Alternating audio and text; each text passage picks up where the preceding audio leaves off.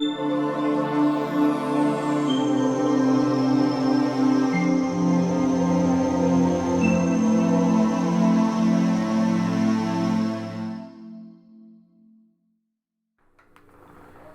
know who's a cool villain? Who's that? Mr. Sinister. Mr. Sinister. It's a very straightforward name. Yeah. What does he do? He's like a crazy, like, immortal geneticist. He's very sinister. Oh, yeah. Yeah. I got this today when we went to the comic book store, and I was very shocked to find it, because I was actually looking for it, and they never have what I want. But this is like the origin of Mr. Sinister, where... He looks like Doctor Strange, but gray. he has a goatee. He's, like, white. Like, is he magic? What's his deal? Okay. So, he was like a scientist, like a really intelligent scientist guy back in, like, the 1800s. He had, like, a wife and, like, a kid. His kid had, like, some disease and then died. Okay. And he was very, like, into his work. And he had this idea that humans would evolve into, like, mutants or something. And he's kind of like a Frankenstein type character. Like Dr. Frankenstein, not the monster. Mm-hmm. Where he, like, gets dead bodies and, like, sews them together and is like, this monster is what we humans will look like in the next step of evolution. This is a mutant. And everyone's like, you're crazy! And he ends up, like, digging up his dead kid and doing crazy shit with it.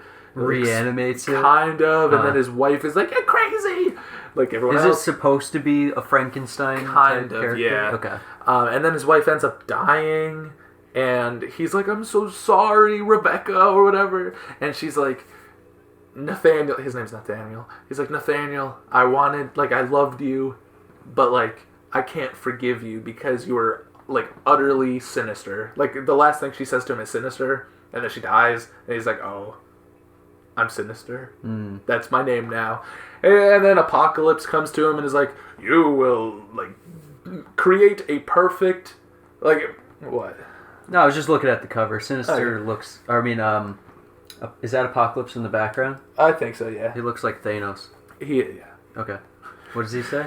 Apocalypse is like, Mr. Sinister, you are going to be, like, one of my 4 horsemen, or whatever.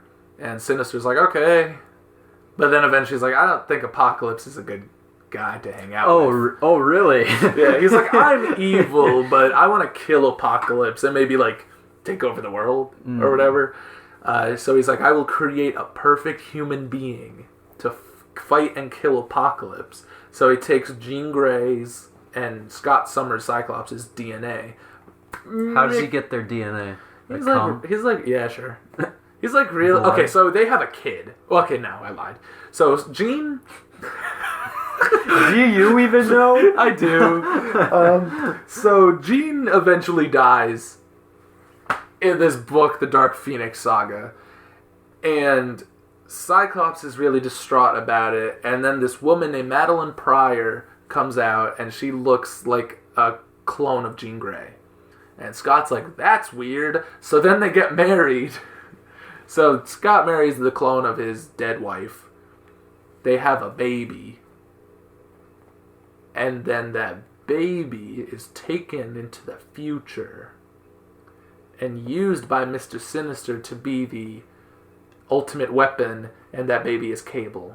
Oh. But the baby is like, he has the technovirus, so he can't use his full power. Okay. So Mr. Sinister is in the future. No. How does he... He's like immortal. Apocalypse gave him like immortal powers. Oh, okay. So he's everywhere. Because he's a horseman? Sure, yeah. Yeah, he is. Does he ride a horse? No. He's just one of the 4 horsemen. Who are the other 3 then? It's always different. They're usually like, they take up, mantles of like death or famine or war or whatever. One time Angel became Death. The Angel of Death? Yes. Okay. And he became like Archangel, and he had the metal wings and everything. But, yeah. That's pretty epic. It is. It's very convoluted, but, comics, it's cool. Yeah. I like Mr. Sinister. I would love to see him in a movie. I think he's like a crazy looking villain. He's like Doctor Strange, but with a white face. I know. Doctor Strange is white, but But he's actually like a ghostly white. Ghostly white. Yeah. Well, welcome to the Off the Shelf podcast. My name is Josh. I'm Vinny. And today we're talking about something. Today we're talking about more X-Men. I know we just did a video on X-Men, but we're doing it again. We're doing another one. Yeah, well, you don't know when they'll come out. Yeah. So it's kind of sporadic. Yeah. So I have this epic collection, that's what it's called, right up here, which has a bunch of Chris Claremont X-Men stories. So this takes place after Giant-Sized X-Men, where characters like Colossus and Nightcrawler were introduced, and they've been around for a little while, like a good amount of time. And this epic collection is The Fate of the Phoenix. This has the whole Phoenix saga in it. We're not going to talk about that. I'll touch up on it because it's kind of important. This cosmic force known as the Phoenix imbued Jean Grey with its powers because it was looking for like a telepath, because telepaths are, powerful. Sure. Sometimes. Yeah. So Jean Grey becomes a Phoenix, and because of that, this group called the Hellfire Club. The Hellfire Club is like this weird fucking. They're looking for Jean Grey or the Phoenix. They want to harness the power of the Phoenix because they're all like really powerful characters. There's characters like Mastermind. Is it like the Illuminati? It's like a secret society? It's a secret society of rich billionaires who want to harness they're all like mutants also. They want to harness the power of the Phoenix. Characters like Emma Frost. Do you know Emma Frost? It sounds familiar. Is she ice? No, she's another telepath. That's right. You told me about that. And I said it was stupid. Their name's Emma Frost. I know. But she has nothing to do with ice. I know. It's weird. But so she's a part of the Hellfire Club. There's a lot of telepaths in X-Men. Yeah, Charles and Jean and Emma and others. Psylocke is one. Is there like levels of telepathy? Yeah. So like Jean Grey is like a level like 5 or like an Omega level. High? Yeah. Okay. Out of what? 5? I guess 5. Yeah. Okay. I think they usually go like Omega level or like Alpha or whatever. How do you measure it? You have them like lift things off of a table? Yeah, you just like, I don't know. Okay. It's not important. Sure. But so what level then is Professor X? He's probably also a 5 or like a 4 maybe. I think he's a little less. He's more powerful than Jean, but when she's the Phoenix, he is not as powerful. Okay. Like as the Phoenix, she is Omega level and like unbeatable. But so the Hellfire Club, this is Sebastian Shaw. He's like the leader. He has this power where like he kind of absorbs energy. Like if you punch him, he will absorb the impact and then could use it against you. Like Black Panther? Kind of, yeah. Okay. That's cool. So there's a point where like Colossus is punching him, and he now has like absorbed all the kinetic energy from the hits, and it beats the shit out of Colossus. This character is Mastermind. He can control your mind. Oh, really? Yes, he's in love with Jean. And when she's a Phoenix, he uses his mind powers. Is he a bad guy? Yeah. Okay. He uses his mind powers to make believe that they're in like the 1800s or something. And then as the Phoenix, Jean is like, "You're fucking weird." And then like makes him see God or something and kills him. She like grabs his head and makes him see like the cosmic universe and everything, and he goes fucking insane and comatose because of that. And then the Shi'ar Empire comes down, which are these aliens, and they kind of arrest Jean Grey for having the Phoenix, because the Phoenix is this cosmic power that destroys everything. And I think before it imbued Jean Grey, it killed a planet, so she has to pay for the crimes of that because she's. Did now it the possess Phoenix. somebody that it used to kill the planet, or did it just do it? It just did it. So why does it need Jean Grey? It likes to have a host. Okay. But she doesn't have any control over it? She kind of does until it controls her. Okay. And then she becomes the Dark Phoenix. It's like the symbiote suit of Spider-Man. Like at first it's awesome. At first it's and great. then it's like the worst thing ever. But after having the Phoenix, she becomes the Dark Phoenix and becomes really evil and fights everybody and then dies. The end. That's it? Yep. Okay. That's just kind of like That sounds like one of the movies. I think that's in a movie. Yes. There's 2 movies called or it's 2 movies that have the Phoenix plot, and neither of them are good. Why not? Man, They're not comic reasons. They're not accurate. comic accurate, and they're just poorly written and made. Friggin' nerd. I know. But so the main... that's all kind of like prelude of what's going on for the X-Men at the time, which is a lot of shit to just dump on you. So your brain's probably all scrambled right now. It is. It's good. Let me Yeah. mold it back into place. At the same time... This is your brain. This is your brain on X-Men. Yeah, literally. Fries and egg.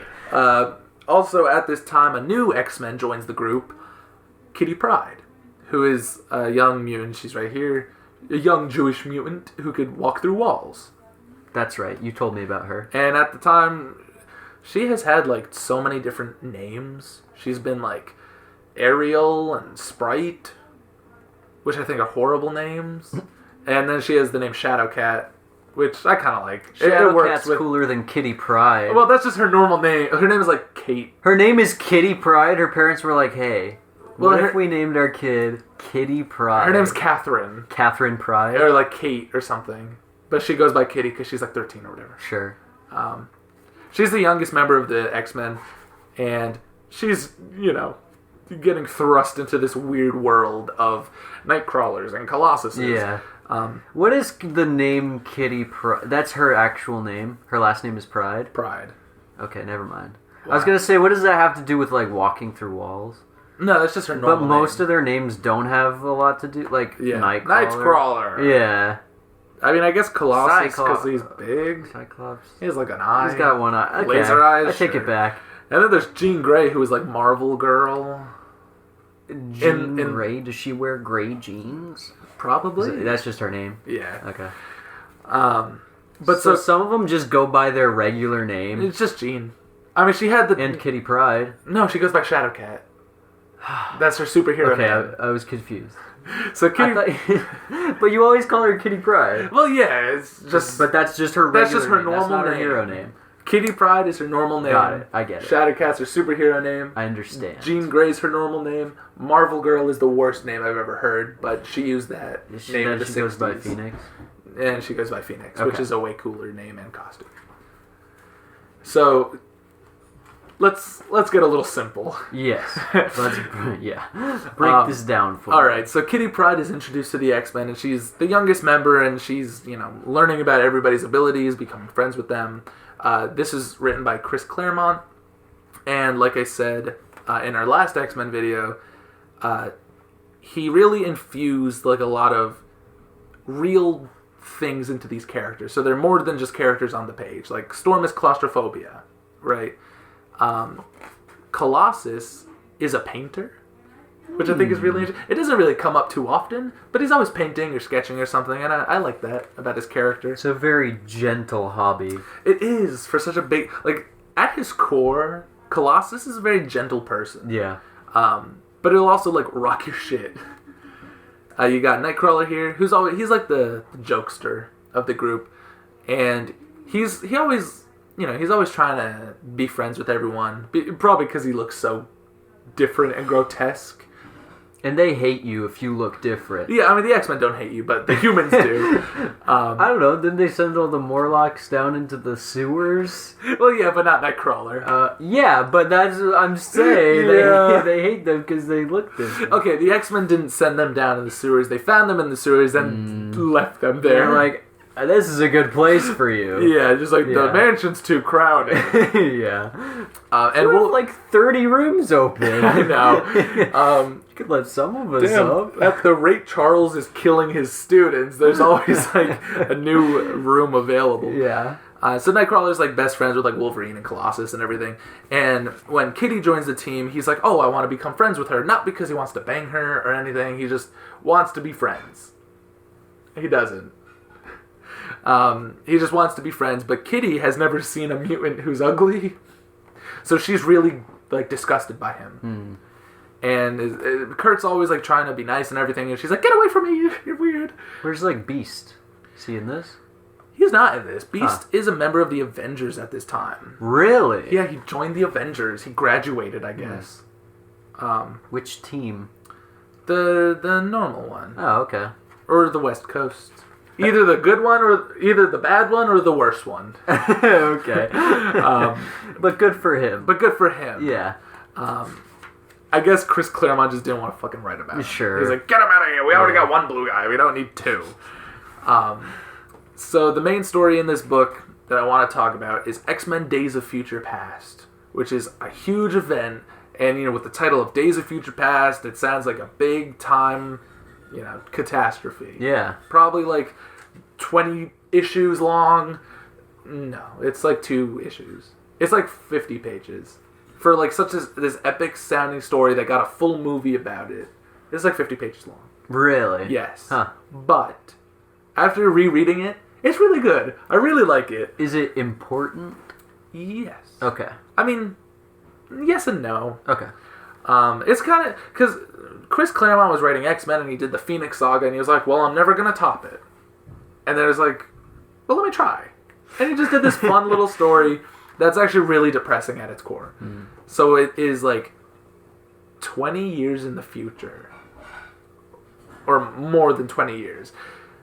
And you get to see this dystopian version of the world. Or like New York. I don't know if it's like as widespread as the whole world.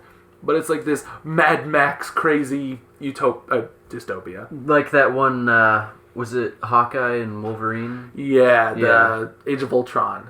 No. Oh, what? The one where they're like driving a car from Mad Max land. Okay, it's not like that. Old Man Logan. Old Man Logan. It's more just like everything's destroyed. Okay. And you meet an older Kitty Pryde who now goes by Kate. Is it implied that there was some war or something? You'll learn what happens. Got it. Yeah. So you meet Kitty Pryde and she's wearing like this green jumpsuit with an M on it, right? And she's running with like a freaking first aid kit. Okay. She's running through like this destroyed city. She almost gets like jumped by these assholes, and then Wolverine pops out, and Wolverine has gray hair, and it's like, whoa. That's how you know he's getting old. Exactly. And I love when Marvel characters have gray hair. It's always just on the sides. Yeah, Colossus has it too. So Kitty gets rescued by Wolverine, and Kitty's like, or Kate, because she's like 30 now instead of like 13. She's like, Wolverine, thank you for saving my ass from these assholes. I have what? Is that her? This is her. She looks like David Bowie. She does look like David Bowie. She also is wearing an inhibitor collar, so she doesn't have her powers. And Wolverine doesn't have one because he's like off the grid or whatever. So it's like, what's going on? Like, how did this happen? Big deal. She can't walk through walls. Yeah. Yeah, okay. Yeah. But she still wants to help. Yeah. She is like part of the Resistance. Got it. Now, the Resistance against what? So you know the Sentinels? Yeah. Giant killer robots. So there's this character, Senator Robert Kelly, who's a senator who hates mutants. Oh, Senator Robert Kelly's a senator? Yes. Yeah, thanks. He hates mutants, and he ends up teaming with Bolivar Trask, who's this big inventor who made the Sentinels. Eventually they use... Oh, I thought the Sentinels were like a cosmic thing. No, they're like these giant robots. They were made by someone on Earth? Yes. Oh, okay. They're just giant robots. I had no idea. Yeah. Huh. Less effective than Ultron. Well, apparently not in this book. They're strong enough to kill mutants? Yeah. I mean, they're like huge lasers and shit. Huh. And these are like, previously the Sentinels could just be killed or destroyed by anyone. But these are like Darwin, they adapt. Like, I know in the movie, and I don't quite remember if they say it in the book, but in the movie they say like they use Mystique's DNA and Mystique can like shapeshift on the Sentinels. Like they made Sentinels that can adapt to whatever mutants are fighting it, so they could counteract and kill them. I see. And cool. I think it's kind of similar in the book. So these do you see the Sentinels in the movies? Yeah. Huh. Do they look cool? They don't look like this. Oh. But they look like...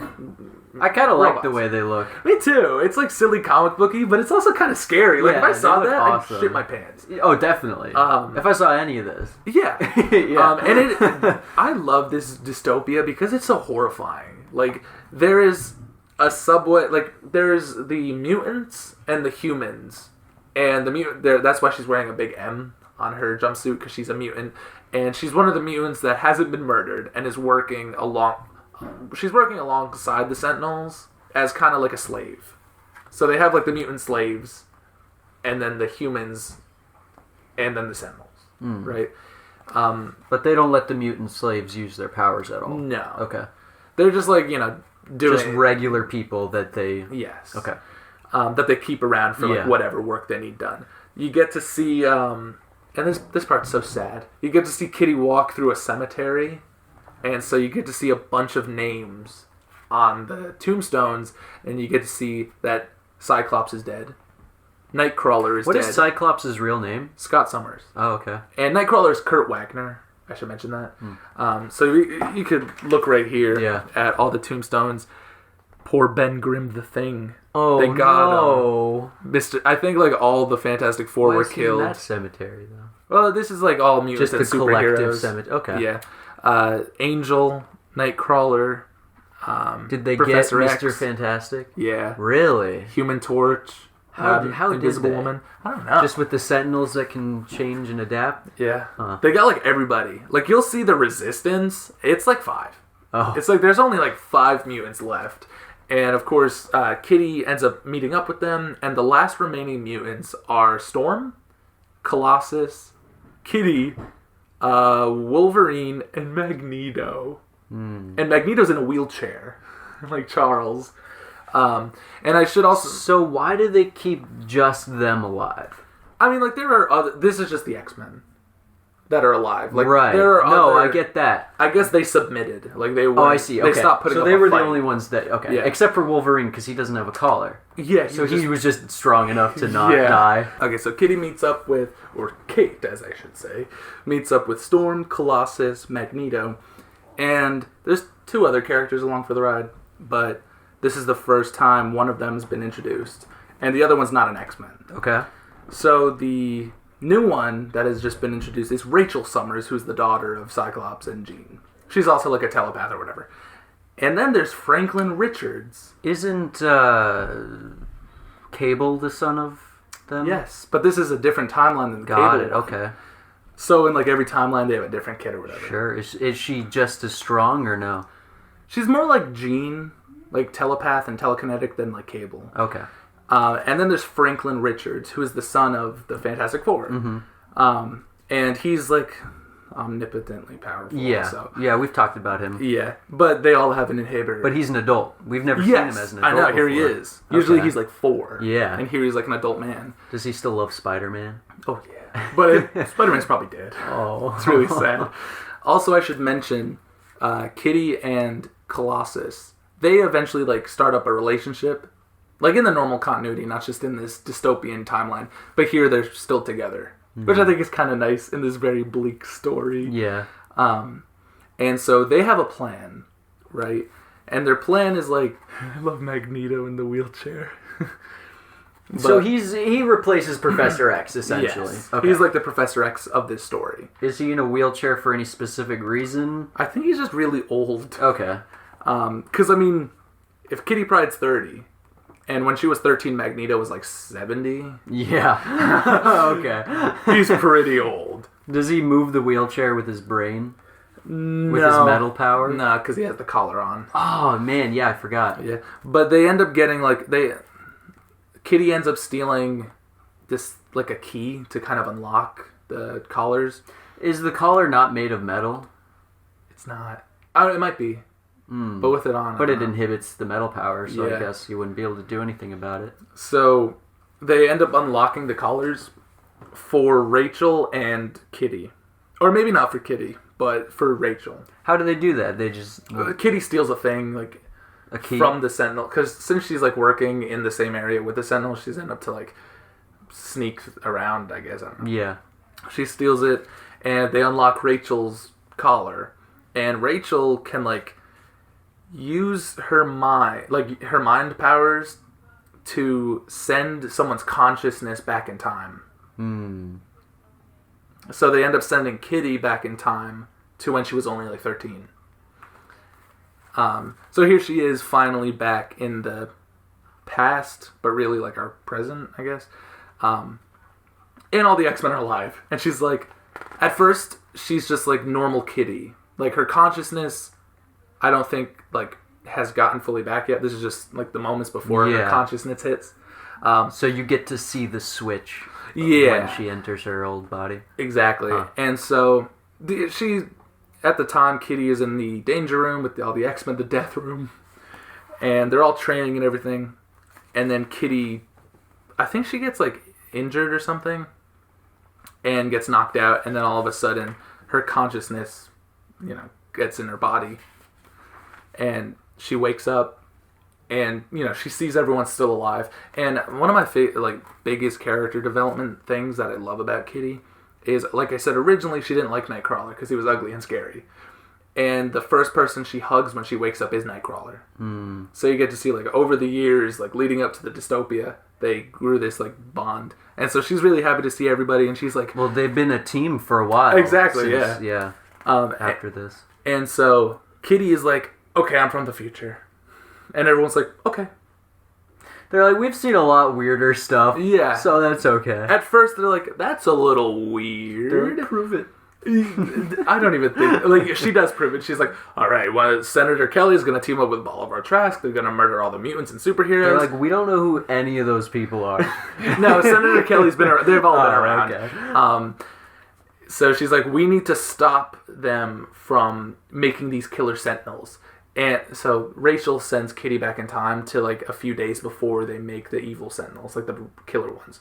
So their new plan is to, like, stop them from being made. This is very similar to Age of Ultron, then. Kind of. Okay. Time travel. Yeah, the idea of going back in time to stop someone from building a killer robot. Yeah. Yeah. So, like I said, Bolivar Trask has made sentinels before. But why did he make, like, killer sentinel? Like, what plunged everyone into this dystopia? So Mystique and the Brotherhood of Evil Mutants, so, like, Pyro and the Blob. The Blob? The Blob, he's, like, really fat. That's his whole deal? That's his whole deal. Huh. He's really fat and strong. What, he, like, absorbs things, or...? No, he's just a fat guy. Really? Who's How is really he an strong. X-Men? No, he's a bad guy. Oh, okay. So he's more like the Kingpin. Yeah. Except actually fat. But actually fat. Yeah, okay. And he's... sorry to cut you off. What good. is the Kingpin doing during all this? He's probably dead. I don't know. You think? I don't know. He's probably built himself a little bunker. Yeah, he's off on an island. You know what I somewhere. would love? Okay, imagine they did a tie-in comic. Yeah. Where Days of Future Past, Daredevil, right? Uh-huh. Daredevil's still alive, and him and Kingpin are, like, trapped in a bunker together and trying to figure out, like, they have to work together to, like, I don't know. That would be cute. Do something. I'd read it. I'd read that too. So Mystique and the new Brotherhood of Evil Mutants, usually the Brotherhood is led by Magneto, but Magneto is not here. Their plan is to murder Senator Kelly because he hates the mutants and they hate him. And they end up killing Senator Kelly, and by killing him, that's what starts, like, the dystopian future. Like, that's the first step. But wasn't Senator Kelly in the future? No. Oh, I thought you said he was the senator. No, he was, like, the normal senator for normal timeline. Got it, okay. So by killing him is going to start, like, the horrible future. Classic time travel. Exactly. Yeah. So they gotta go back to stop the moment he's killed. So just like Age of Ultron. Yes, but like 40 years before Age of Ultron. Yeah. It's so similar to Age of Ultron. It's still cool. It is. And I think this is way better. And RoboCop is here. Yes, that's Avalanche. He could make avalanches. Yeah. Pretty self-explanatory. There's Pyro, who's fire. He can control fire. That's Destiny. She's like she could see the future. Okay. So she's like, everything's gonna be fucked. Yeah. Maybe we shouldn't kill Senator Kelly. And everyone's like, shut up. So they go to kill him, and then the X-Men roll up on them. And they get into like this huge fight. I love old comics because they're so fun to read, but also so like agitating to read. Because there's this scene right here where clearly Pyro is making a giant hand out of fire and is crushing Colossus. And Colossus has a thought bubble that says, This Englishman has created a hand of fire. It's grabbing me. Like, we know Colossus. We know. We see it happening. Thanks, Captain Obvious. Yeah. Reading old comics is just, thank you, Captain Obvious. It's ridiculous. But as the X-Men in the past are fighting the Brotherhood, you get to see the Sentinels in the future find out that the last remaining X-Men are doing some shady shit trying to fix everything. So the Sentinels gang up on the future X-Men. Right? So the future is still happening. The future is still... Like, the future won't stop until they fix the problem in the present. So they're coinciding at the same time. So Kitty Pryde, she's still in the future then, technically? Her body is. So, okay. Okay. So, okay. Kitty and Rachel are in this room. Rachel is using her mind powers on Kitty to send Kitty's consciousness to the past. But her body is still here, like, asleep. So it's temporary. Okay, because I was wondering, then would Kitty from the future remember going back in time and then living that whole life again? Yes, but luckily after this book they fixed that, so that future never happens. Got it. But it's cool seeing both timelines happen at the same time, and it's also very sad because you get to see like the X-Men in the present day or in the past. The X-Men in the present day are fighting the Brotherhood, and it's cool, classic X-Men heroics. But then the X-Men in the future are fighting Sentinels, and it's really horrible. And because you know that those characters are going to die. Yeah, and I mean... Not now, exactly, so it's like, but... oh my god, is like Nightcrawler gonna die here? But you don't know, yeah. And you get to see like Wolverine sneak up on a Sentinel, and it's like, Wolverine, he's unbeatable. You know, he jumps like to attack a Sentinel and is immediately incinerated. So Wolverine dies, which is like insane. He's dead? Wolverine dies. Actually dead? In the future. Oh, in the future. Yeah. Okay. So in the stuff with the Sentinels is all in the future. That's right. Yeah. So Wolverine is killed in the future, which is horrible. Yeah, that's kind of like a brutal death. Yeah, and too. you see a skeleton and it's all metal. So he can't grow back from just a skeleton? No. Doesn't he grow back from like a drop of blood? Well, he had no blood. It was like... But his bones? Oh. I don't know. Interesting. That was before him growing back from just a drop of blood. Okay. So, and then you just watch the X-Men all die one by one. So, like, Storm is, like, impaled. You get to see Colossus get killed. How does Colossus die? I think they just crush him. Huh. You also, in the Days of Future Past movie, it's horrific. Because they're doing this. Like, you get to see all the X-Men die, and it's like... Like, you get to see the Sentinels rip Colossus's arms off. That's awful. It's like, I think they rip him in half. Yeah, but it's all metal guts and stuff. Oh, wait. Oh, his guts are metal? Yeah, I mean, it's... I thought it was like a shell. Well... Like his skin. Yeah. But it's a PG-13 movie, so they don't want to show like blood and guts, so whatever. He's got oil for blood. Yeah, like that movie starts in the future, and you get to see all the X-Men get murdered.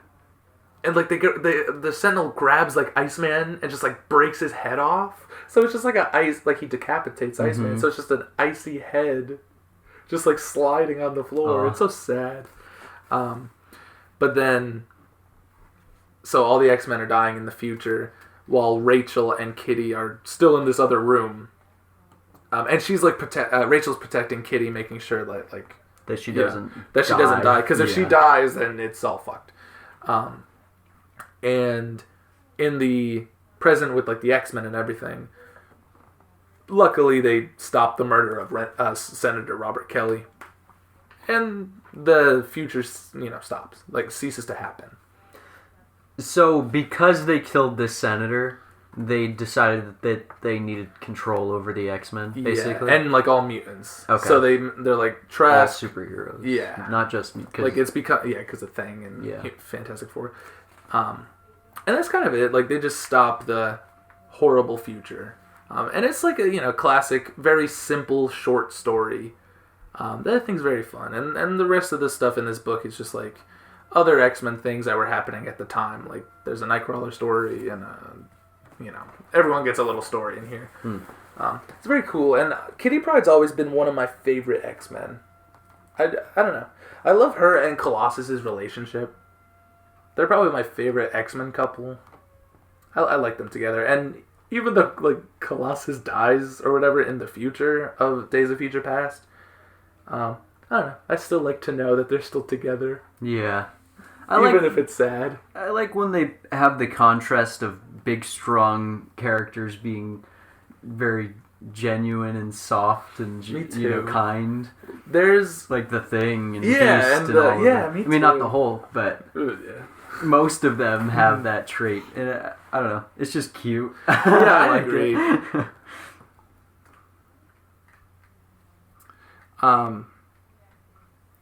There's a book where Wait, hold on. So you said Kitty Pryde and Colossus. Colossus?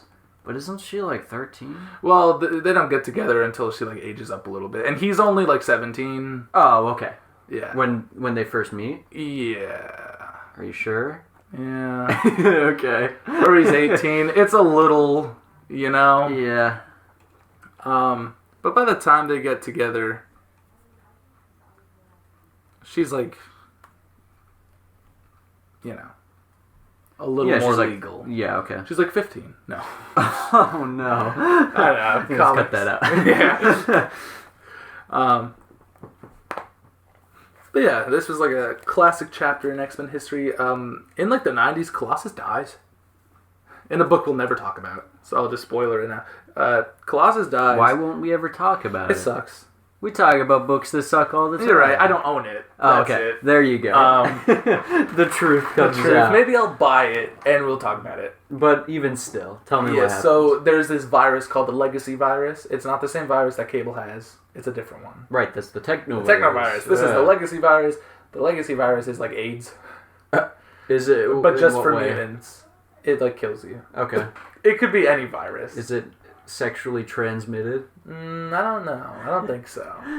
A But super transmitted disease? yeah, but like the reason it's like AIDS is because the X-Men are like allegories. They used to be like allegories for African American civil rights. Yeah. And then eventually like gay people. And I thought special needs. And as special well. needs, of course. And then like that book came out when like AIDS was really popular. Yeah. So they're like Really popular. yeah. Well, not really popular, Yeah. but like Everyone was doing it. Yeah.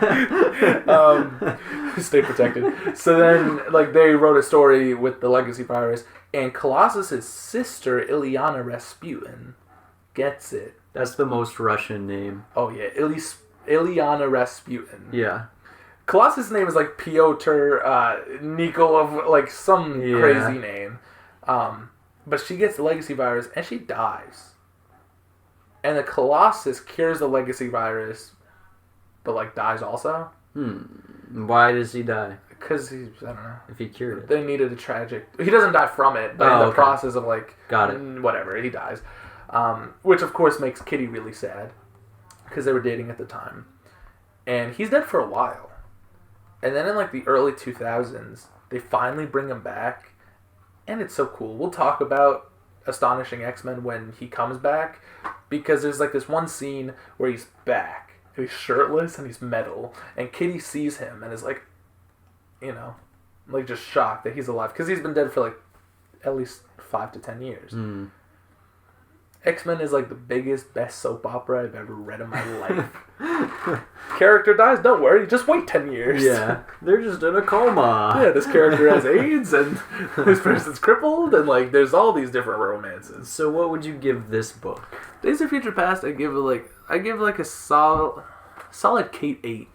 Okay, that's pretty fair. Yeah, I like it a lot. I think it's very good. I think the movie's also good.